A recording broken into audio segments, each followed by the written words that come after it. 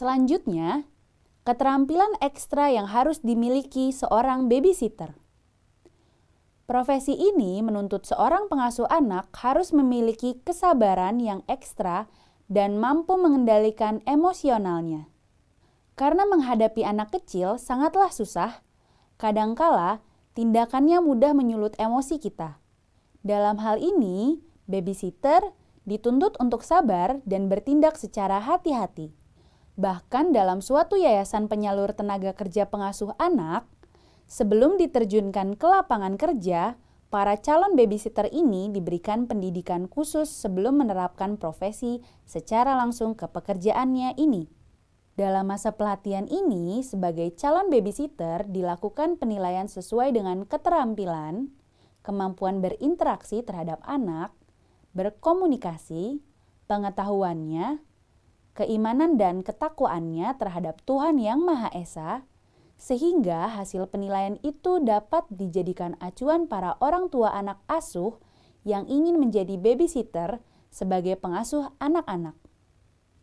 Biasanya, yayasan penyedia babysitter ini akan memberikan sertifikat kelulusan pelatihan bagi para calon babysitter yang akan disalurkan.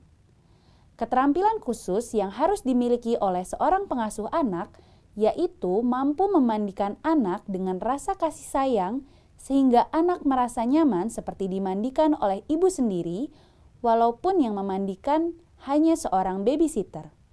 Kemudian, menyuapi makanan juga harus dilakukan dengan serupa, yaitu perasaan kasih sayang seperti menyuapi anaknya sendiri. Beginilah menjalani profesi sebagai seorang babysitter. Selanjutnya, tugas dan kewajiban seorang babysitter.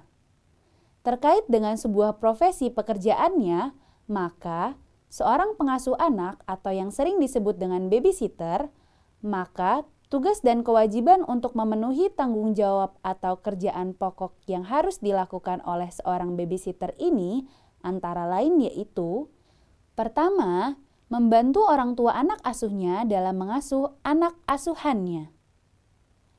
Yang kedua, membantu segala hal apabila anak asuhnya memerlukan bantuan. Yang ketiga, menemani bermain dan menjaga anak asuhannya. Yang keempat, melindungi dari segala bahaya yang mengancam anak asuhannya.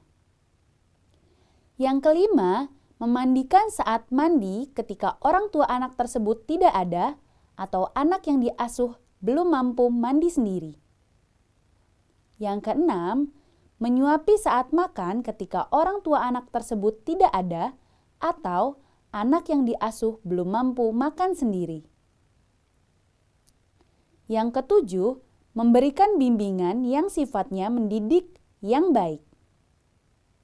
Yang kedelapan, mendampingi dan membantu bila anak asuhnya sedang belajar. Yang kesembilan, menghindarkan anak asuhannya dari hal-hal yang tidak baik. Yang kesepuluh, memberikan contoh tindakan yang baik. Yang kesebelas, bercerita tentang hal-hal yang baik. Yang kedua belas, membiasakan anak asuhannya untuk membaca buku bacaan sesuai dengan usianya. Yang ke-13, mengajarkan bernyanyi terhadap anak asuhannya apabila memiliki kemampuan bernyanyi. Yang ke-14, membiasakan anak asuhannya berdoa sebelum tidur. 15, menemani tidur apabila anak asuhannya memerlukannya. 16, menghibur anak asuhannya bila sedang bersedih. 17, mengajarkan anak asuhnya agar bertakwa kepada Tuhan Yang Maha Esa dengan agamanya. Selanjutnya ada etika profesi babysitter. Yang pertama, tidak melakukan pekerjaannya sebagai seorang babysitter ketika orang tua anak asuhnya tidak berada di rumah. Yang kedua, tidak menceritakan ke orang lain atas kekurangan anak yang diasuhnya. Yang ketiga, tidak menceritakan rahasia keluarga dari anak yang diasuhnya. Yang keempat, tidak melakukan perbuatan yang tidak baik ketika orang tua anak asuhnya tidak berada di rumah.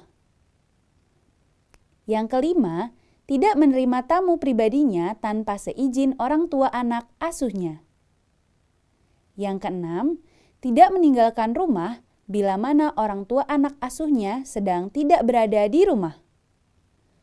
Ketujuh, tidak menggunakan fasilitas yang ada tanpa seizin orang tua anak asuhnya. Selanjutnya adalah hal yang tidak boleh dilakukan oleh babysitter. Dalam menjalani profesi sebagai pengasuh anak atau babysitter ini, juga ada hal-hal yang tidak boleh dilakukannya. Di antaranya sebagai berikut. Yang pertama, mengabaikan anak asuhannya ketika orang tua anak asuhnya tidak ada. Yang kedua, membiarkan anak asuhannya main sendiri tanpa ditemani. Yang ketiga, membiarkan anak asuhannya mandi sendiri tanpa ditemani. Yang keempat, membiarkan anak asuhannya makan sendiri tanpa ditemani. Yang kelima, membiarkan anak asuhannya tidur sendiri tanpa pengawasan. Yang keenam, membiarkan anak asuhannya belajar sendiri padahal masih perlu bimbingan. Yang ketujuh, membentak anak asuhannya tanpa alasan apapun. Yang kedelapan, memarahi anak asuhannya tanpa alasan apapun. Yang kesembilan, mencubit anak asuhannya tanpa alasan apapun. Yang kesepuluh, memukul anak asuhannya tanpa alasan apapun.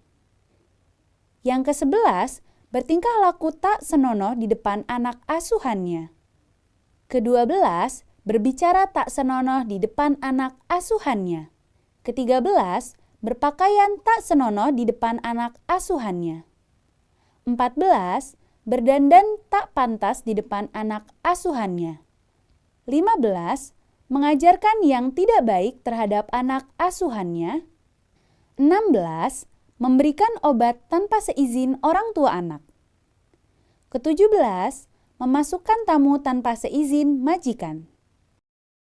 Baik teman-teman, sekian video kita kali ini. Semoga videonya dapat bermanfaat dan berguna untuk teman-teman ke depannya. Terima kasih.